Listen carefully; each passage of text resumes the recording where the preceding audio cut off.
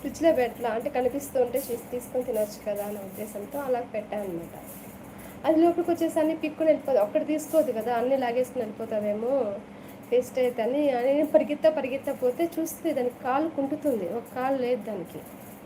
నాకే ఎలాగో అనిపించింది.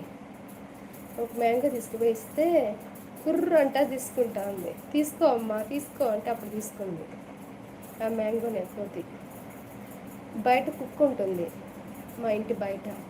ఆ కుక్క పిచ్చి ఎక్కువ నాకు, జంతువు అదే ఇలాగ పెట్స్ అంటే చాలా ఇష్టం.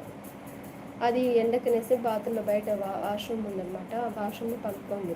ఆ కోతిని చూసి పరిగెత్తి అరుస్తూ ఉంది. ఎందుకు అట్లా అరుస్తున్నావు అని అరిస్తే పో దాని పేరు తోక పెట్టానమాట. తోక ఎప్పుడు కొట్టుకుంటూనే ఉంటుంది దానికి, ఆ కుక్కకి. అందుకని మా అబ్బాయి దాని జోలికి పోవద్దురా అని అరిచినా నేను.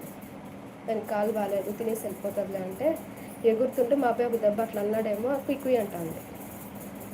అలా జరిగింది.